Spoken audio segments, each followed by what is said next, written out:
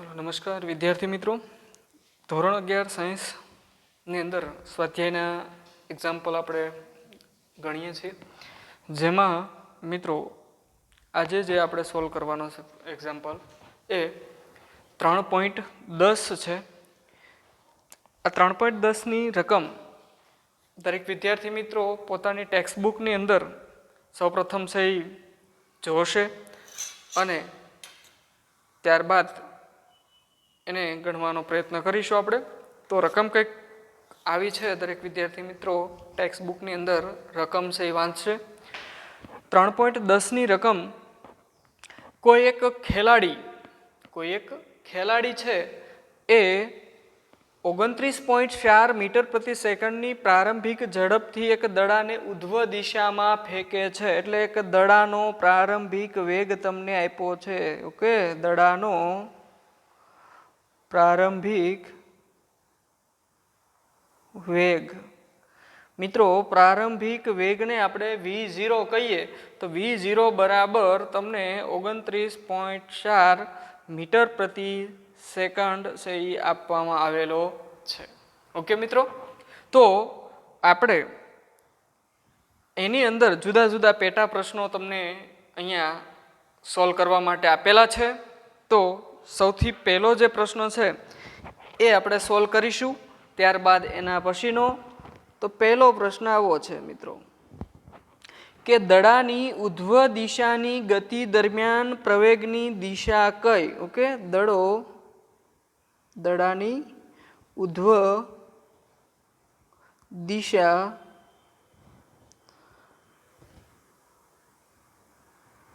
ગતિ દરમિયાન પ્રવેગની દિશા કઈ?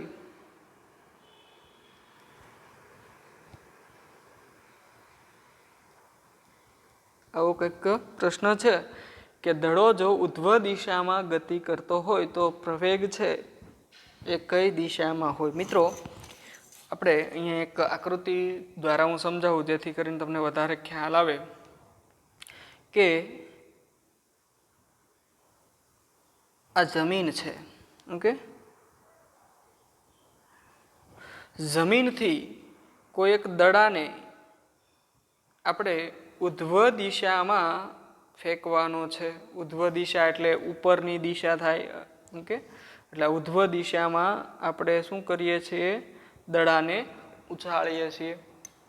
દડો જ્યારે ઉપર તરફ ગતિ કરે કેટલાના વેગથી? તો કે 29.4 મીટર પ્રતિ સેકન્ડની ઝડપથી એ દડાને ઉધ્વ દિશામાં ફેંકવામાં આવે છે. મિત્રો ત્યારે આ દડા ઉપર કંઈક બળ લાગે છે. આ બળ કયું બળ હોય? તો કે જમીન એટલે પૃથ્વીની સપાટીથી જ્યારે પણ કોઈ પણ પદાર્થને ફેંકવામાં આવે એટલે સ્વાભાવિક છે કે તે પદાર્થ અથવા દડો પૃથ્વીના ગુરુત્વાકર્ષણ બળની અસર હેઠળ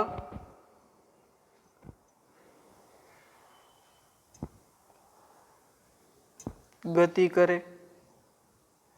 ઓકે, આપણે એવું કહી શકાય કે જ્યારે પણ કોઈ પદાર્થ પૃથ્વીની સાથે કે સાપેક્ષે ગતિ કરે ત્યારે એ કયા કારણે ગતિ કરે છે? તો કે ગુરુત્વાકર્ષણ બળની અસર હેઠળ ગતિ કરે.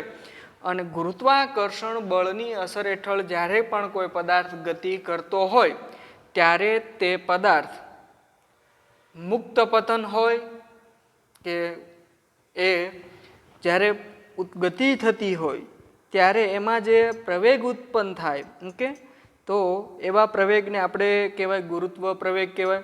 તો આમ ગુરુત્વાકર્ષણ બળ, આ બળ ગુરુત્વ પ્રવેગ ઉત્પન્ન કરે. ઓકે, કયું બળ, કયો પ્રવેગ ઉત્પન્ન થાય? ગુરુત્વ પ્રવેગ ઉત્પન્ન થાય. અને મિત્રો યાદ રાખજો, ગુરુત્વ પ્રવેગ હંમેશા પૃથ્વી તરફની દિશામાં આવેલો હોય, એટલે કે પૃથ્વી કઈ દિશામાં, જમીન કઈ દિશામાં નીચે તરફ હોય, અહીંથી દડો છે એ ઉધ્વ દિશામાં, તો જમીનની દિશા નીચે તરફ, એટલે નીચે તરફ ગુરુત્વ પ્રવેગ જી આવેલો હોય. આમ એવું કહી શકાય કે ગુરુત્વ પ્રવેગ અધો દિશામાં નીચે તરફ, ઓકે, ગુરુત્વ પ્રવેગ નીચે તરફ હશે. ખાસ યાદ રાખજો મિત્રો, પ્રવેગ છે એ ગુરુત્વાકર્ષણ બળની અસર જ્યારે પદાર્થ ગતિ કરતો હશે ત્યારે એનો પ્રવેગ છે હંમેશા એ પૃથ્વીના કેન્દ્ર તરફ આવેલો હોય, એટલે એવા પ્રવેગને આપણે અધો દિશાનો પ્રવેગ નીચે તરફનો કહી શકીએ છીએ. ત્યારબાદ પ્રશ્ન નંબર 2 એનું સોલ્યુશન આપણે મેળવીશું. તેના ગતિના મહત્તમ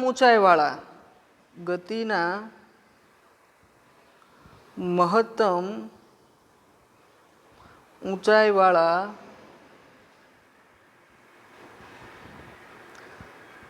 બિંદુએ વેગ અને પ્રવેગ કેટલા હશે? ઓકે, આપણે માની લ્યો કે જમીન અહીંયા છે,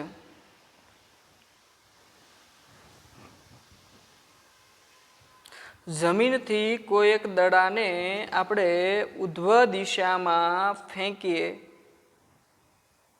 એટલે અહીંયા એનો પ્રારંભિક વેગ v0 29.4 મીટર પ્રતિ સેકન્ડ છે.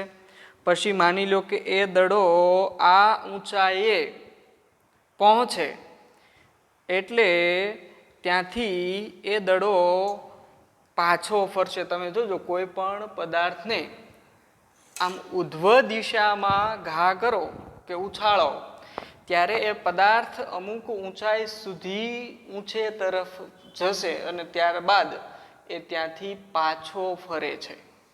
ઓકે, તો મિત્રો એ જે પદાર્થ જ્યાંથી પાછો ફરે છે, ઓકે, અથવા તો જ્યાંથી એ પાછો ફરવાની શરૂઆત કરે ત્યારે એ જે ઊંચાઈ હોય એ ઊંચાઈને એની મહત્તમ ઊંચાઈ કહેવાય. તો મિત્રો આ જે ઊંચાઈ છે એ મહત્તમ ઊંચાઈ છે, એચ મેક્સિમમ કહીએ આપણે એને. ઓકે, આ મહત્તમ ઊંચાઈ પહોંચી ગયો દડો અહીંયા જ્યારે દડો પહોંચે ત્યારે એને જે ઊંચાઈ પ્રાપ્ત કરી છે એ મહત્તમ ઊંચાઈ પ્રાપ્ત કરી છે એવું કહેવાય. ઓકે, હવે ત્યાંથી એ વધારે ઊંચાઈ પ્રાપ્ત કરતો નથી, પણ ત્યાંથી પાછો એ નીચે તરફ જ મુક્ત પતન પામે છે.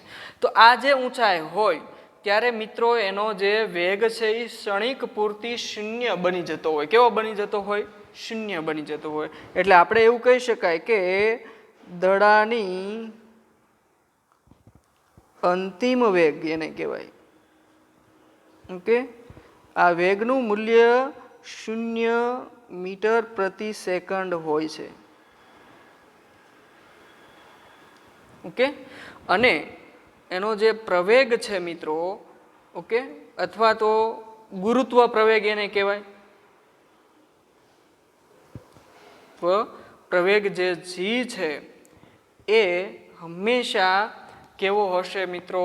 તો કે એ તો અધો દિશામાં જ હશે. ઓકે, જે અધો દિશામાં, ઓકે, એટલે કે જીનું મૂલ્ય નીચે તરફ હોય. અને એ જી કેટલો હશે? તો કે જીનું મૂલ્ય છે 9.8 મીટર પ્રતિ સેકન્ડ સ્ક્વેર. ઓકે, એટલે પ્રવેગ કેટલો હશે? 9.8. ઈ પૃથ્વીની સાપેક્ષે જ્યારે પણ કોઈ પણ પદાર્થ ગતિ કરતો હોય અને એમાં જ્યારે ગુરુત્વ પ્રવેગ ઉત્પન્ન થતો હોય ત્યારે ગુરુત્વ પ્રવેગનું મૂલ્ય કોની કન્ડિશન માટે? તો કે યાદ રાખજો કે આર ગ્રેટર ધેન એચ માટે. જો આર છે એ પૃથ્વીની ત્રિજ્યા છે અને એસ સપાટીથી ઊંચાઈ, પણ અહીં કન્ડિશન કેવી હોવી જોઈએ? તો કે ઈ h ઊંચાઈ કેટલી હોવી જોઈએ? તો કે ત્રિજ્યા કરતાં નાની, પૃથ્વીની ત્રિજ્યા કરતાં નાની ઊંચાઈ માટે પ્રવેગ છે એ અચળ છે, અને એટલા માટે ઓકે આપણે એ આવું લઈ શકીએ. એનું મૂલ્ય 9.8 છે. એ દરેક વખતે જીનું મૂલ્ય સ્વીકારવામાં આવેલું છે મિત્રો. એટલે આપણને ગતિમાં મહત્તમ ઊંચાઈવાળા બિંદુએ વેગનું મૂલ્ય 0 અને પ્રવેગનું મૂલ્ય એ આપણે 9.8 મીટર પ્રતિ સેકન્ડ છે એ કહી શકીએ. ત્યારબાદ સી આપણો પ્રશ્ન છે, દડાની મહત્તમ ઊંચાઈવાળા બિંદુને આપણે x બરાબર 0 સ્થાન મીટર કહીએ. ઓકે, આ કયું છે? મહત્તમ ઊંચાઈ. અને ત્યારે જે સમય છે એ સમય 0 સેકન્ડ છે. તો તમને એવું કીધું છે કે તથા શિરોલંબ નીચે તરફની દિશાને ધન x અક્ષની દિશા તરીકે પસંદ કરો. આ પસંદગીના સંદર્ભે દડાની ઉધ્વ દિશાની ગતિ, ઓકે, ઉધ્વ દિશામાં શું કરવાનું છે? ઉધ્વ દિશામાં ગતિ માટે આપણે સ્થાન એટલે x, પછી વેગ એટલે કે v અને પ્રવેગ એટલે કે g અથવા તો a, તમારે આ ત્રણેયની દિશાનું ચિહ્ન નક્કી કરવાનું છે. ઓકે, આ ત્રણેયની દિશાનું શું કરવાનું છે? તો કે આ ત્રણેય જે છે આપણે અહીંયા એ બંને વસ્તુ જોઈએ શકીએ છીએ મિત્રો કે જ્યારે કોઈ પદાર્થ ગતિ કરે ત્યારે x બરાબર 0 મીટર અને t બરાબર 0 છે એ સંજ્ઞા ક્યાં સ્વીકારી લેવાની? મહત્તમ ઊંચાઈ. ઓકે, હવે ઉધ્વ દિશાની ગતિ માટે આપણે શું કરવાનું નક્કી છે? x, v અને g. હું તમને વધારે સમજૂતી આકૃતિ દ્વારા આપી શકીશ. તો માની લો કે આપણે એ આકૃતિ અહીંયા હું દોરું છું, ઓકે, જેથી તમને વધારે ખ્યાલ આવશે મિત્રો. કે આ જમીન છે. ઓકે, આપણે અગાઉની જે આકૃતિ એવી જ છે. જમીનથી આપણે દડાને ઉધ્વ દિશામાં ઘા કરીએ એટલે એ દડો માની લો કે આ ઊંચાઈ સુધી પહોંચે. ક્યાં સુધી? અહીં સુધી. તો આ જે ઊંચાઈ છે એ દડાની શું કહેવામાં આવે? તો કે મહત્તમ ઊંચાઈ. એટલે એને આપણે એસ મેક્સિમમ કહીએ, એવું નામ આપીએ. ઓકે, આ શું છે? મહત્તમ ઊંચાઈ. અહીંયા સુધી દડો પહોંચ્યો. હવે આપણે અહીંયા આ બિંદુ એવું છે કે ત્યાં x અક્ષ અને y અક્ષ દોરીએ આપણે. ઓકે,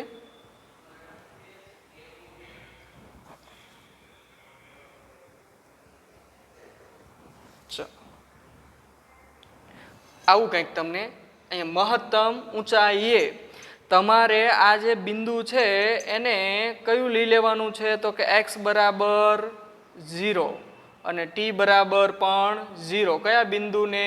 આ બિંદુને મિત્રો તમારે અહીંયા સ્વીકારવાનું કેવું? x બરાબર 0 અને t બરાબર 0.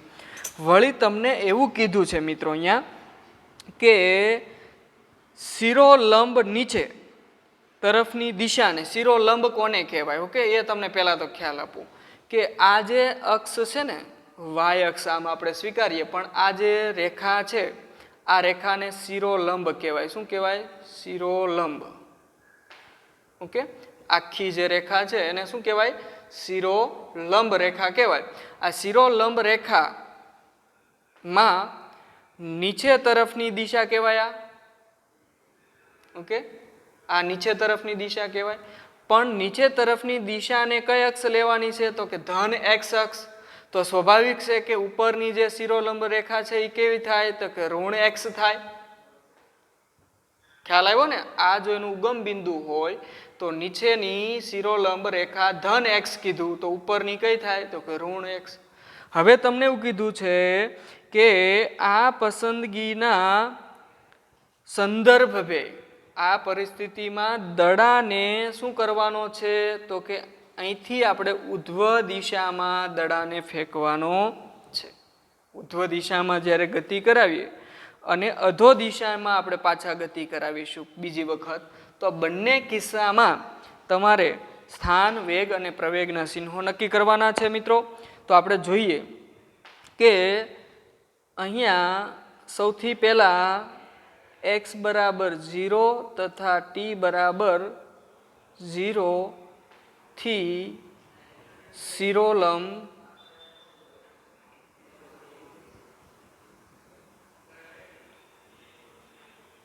ઉધ્વ તરફ સ્થાન, વેગ, પ્રવેગ, ઓકે, આ ત્રણેયના મૂલ્યો ધન, ઋણ કે શૂન્ય હોય એ નક્કી કરવાના છે. તો આ આપણું x બરાબર 0 તથા t બરાબર 0 બિંદુ છે. અહીંથી આપણે દડાને કેવો ફેંકવાનો છે? તો કે ઉધ્વ ફેંકવાનો છે. આ બિંદુએથી ઉધ્વ દિશા છે આ, અને આ છે એ અધો દિશા કહેવાય. ઓકે, તો ઉધ્વમાં ફેંકવામાં આવે તો સ્વાભાવિક છે કે ઉધ્વ દિશા છે એ કઈ અક્ષ છે? તો કે ઋણ x અક્ષ. તો હંમેશા દડો જેમ જેમ ઉપર જાય એમ એનું સ્થાન કેવું હોય? તો કે ઋણ હોય. એટલે સ્થાન કેવું હોય? ઋણ. ઓકે મિત્રો, આપ જોઈ શકો છો આ x કઈ અક્ષ છે? તો કે ઋણ અક્ષ છે. એટલે દડો ઉપર જાય તો સ્થાન છે એ કેવું હોય? ઋણ હોય. હવે મિત્રો, જો સ્થાન ઋણ હોય તો આપણી પાસે સૂત્ર છે વેગનું. વેગ બરાબર સ્થાનાંતર છેદમાં સમયગાળો. ઓકે, તો સ્થાનાંતર જો ઋણ હોય તો વેગનું મૂલ્ય પણ કેવું મળે? તો કે ઋણ જ મળે. સમય ક્યારે ઋણ ન હોય. ઓકે, એ તો ધન જ હોવાનો, એટલે અહીંયા પણ ઋણ મળે. તથા પ્રવેગ, તો મિત્રો યાદ રાખો કે પૃથ્વીની સાપેક્ષે જ આ ગતિ થતી હોવાથી ગુરુત્વ પ્રવેગ હંમેશા કેવો હશે? અધો દિશામાં હશે, નીચે તરફ. તો નીચે તરફની જે દિશા છે એ કઈ છે? તો કે ધન x અક્ષ છે. અને ધન x હોય તો પ્રવેગ કેવો લેવાય? ધન લેવાય. તો મિત્રો, જ્યારે આપણે આ બિંદુએથી ઉપર તરફ દડાને ઘા કરીએ ઉધ્વ દિશામાં, તો સ્થાનનું મૂલ્ય ઋણ, વેગનું મૂલ્ય ઋણ અને પ્રવેગનું મૂલ્ય ધન મળે. તથા શિરોલંબ અધો દિશા. ઓકે, અધો દિશા માટે પણ આપણે સ્થાનનું મૂલ્ય, વેગનું મૂલ્ય અને પ્રવેગનું મૂલ્ય નક્કી કરીશું. તો સ્થાન મિત્રો નીચે તરફ આવો એમ સ્થાન છે એ ધન x અક્ષ છે, એટલે સ્વાભાવિક છે કે ધન જ હોય. વેગ પણ ધન જ હોય અને પ્રવેગ તો નીચે તરફ જ કાયમી માટે હોવાનો. ઓકે, એટલે જીનું મૂલ્ય પણ ધન જ લેવાય. આમ આપણને અહીંયા ત્રણેય છે એ મૂલ્યો ધન મળે છે. આને તમે હજી હું તમને કહી દઉં કે આ જે વસ્તુ છે એને તમે સંકેતાત્મક રીતે જો દર્શાવવું હોય તો આને આમ લખાય કૌંસમાં કે x <0.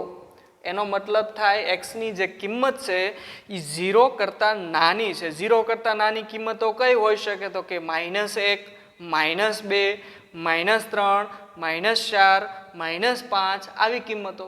અને એ બધી કિંમતો કેવી છે મિત્રો? ઋણ. એટલા માટે આપણે x <0 જો આવો સંકેત આપે મિત્રો તો પણ તમારે એ સંજ્ઞા ઋણ છે એવું સ્વીકારવાનું. આને આપણે આમ પણ લખાય v <0. એનો મતલબ પણ એવો જ થાય છે કે વેગનું મૂલ્ય 0 કરતાં નાનું છે. 0 કરતાં નાનું એટલે ઋણ. જે બાજુ પાંખડા 2 હોય, અહીંયા કોની બાજુ? શૂન્ય બાજુ 2 પાંખડા છે, તો એ જે બાજુ હોય મોટું, જે બાજુ પાંખડું એક જ હોય, આવડા અણી હોય, એ નાનું. એટલે v નાનો, શૂન્ય મોટું. તો v નાનો અને શૂન્ય મોટું. તો શૂન્ય મોટું ક્યારે હોય? તો કે 0 કરતાં નાની સંખ્યા માટે મિત્રો. તો આ ઋણ કહેવાય. આને આપણે પ્રવેગને ધન છે એવું કેવું હોય તો a <0 કહેવાય. a <0 નો મતલબ થાય શૂન્ય કરતાં મોટું. શૂન્ય કરતાં મોટી કિંમત તો બધી ધન જ હોય. 1, 2, 3, 4, 5, 7 લઈ લો તો ઓકે, એ બધી ધન ગણાય. એટલે એ લઈશું. એવી જ રીતે અહીંયા પણ આપણે x greater than 0, v greater than 0 અને a ગ્રેટર ધેન 0 છે એ વર્ણવી શકીએ, જે સંકેતમાં આપણને આવી રીતે પણ આપી શકે. ચાલો મિત્રો હવે ડી ની વાત કરીએ આપણે. શ્રેષ્ઠ છેલ્લો એનો પ્રશ્ન છે કે દડો કેટલી મહત્તમ ઊંચાઈએ પહોંચશે? દડાની મહત્તમ ઊંચાઈ શોધો. ઓકે, અને કેટલા સમય બાદ અને સમય નોંધો. સમય પણ કહેવાનો છે. બીજું જીનું મૂલ્ય છે એ કેટલું લેવાનું છે? તો 9.8 મીટર પ્રતિ સેકન્ડ સ્ક્વેર. કદાચ ન આપે તો પણ આપણે આટલું જ લેવું પડશે, એ સ્વીકારેલું છે એટલા માટે. અને અહીંયા જ્યારે આપણે દડાની ઉધ્વ દિશામાં ઘા કરીશું મિત્રો, ત્યારે એ દડાનો સાથે ઘર્ષણ છે એ હવા તરીકે હોય છે, અથવા હવા એને અવરોધે હોય કે અવરોધ સ્વરૂપે નડતર હોય, પણ એ હવાના અવરોધને આપણે અવગણવાનો છે.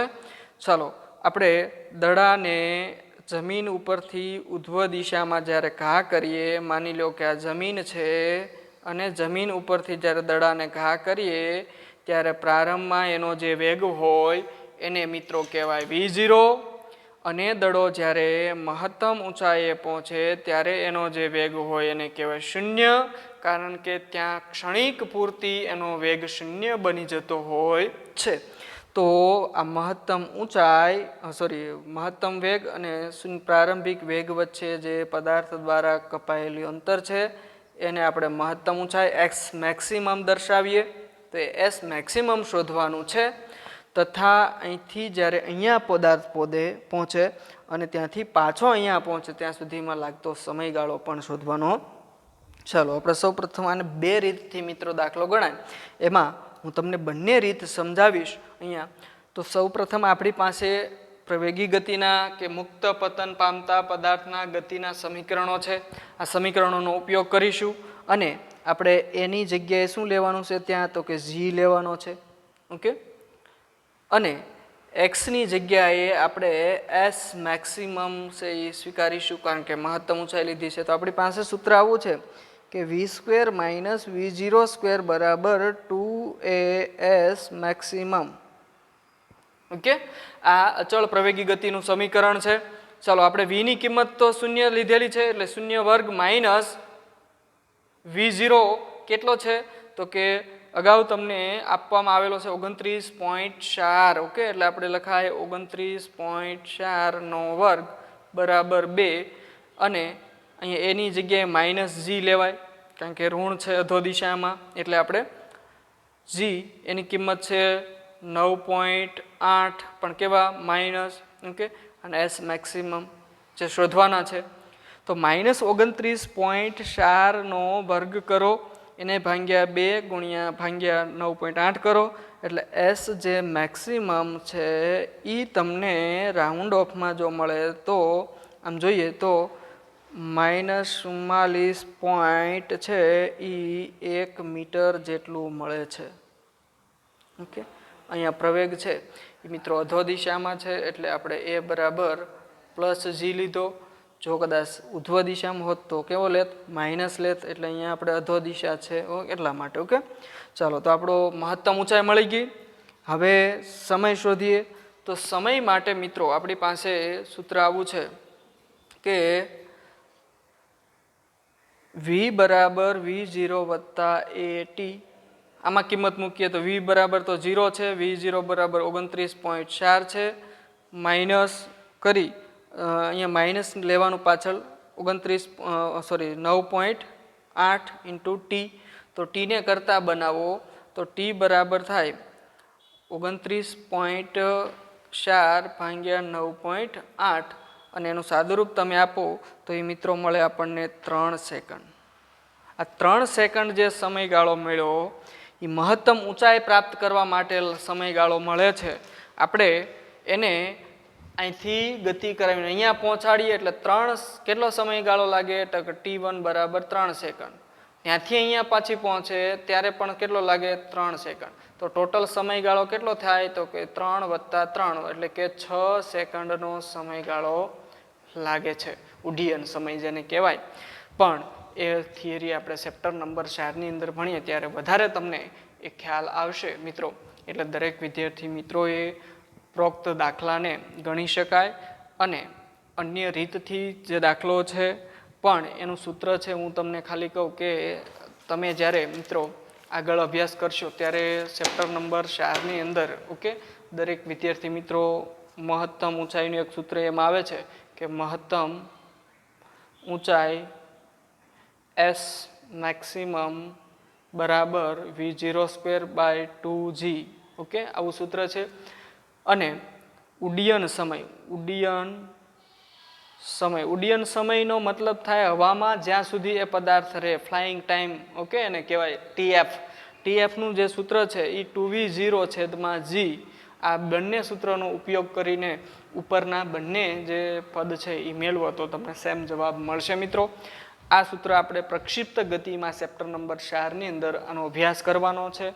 એને તમે ત્રીજા ચેપ્ટરમાં પણ ઉપયોગ કરીને ગણતરી કરી શકો. એટલા માટે અહીંયા તમારે માત્ર v0 અને gની કિંમતો મૂકશો એટલે S મેક્સિમમ મળશે અને v0 અને gની અહીંયા કિંમત મૂકો એટલે TF ઉડ્ડયન સમય ફ્લાઇંગ ટાઈમ જેને કહેવાય. ગુજરાતીમાં આપણે એને સાદી ભાષામાં કહેવું હોય તો પદાર્થ જમીનથી જ્યારે ઉછળે અને મહત્તમ ઊંચાઈથી પાછો જમીનના સંપર્કમાં આવે ત્યાં સુધી હવામાં એ રહ્યો કહેવાય.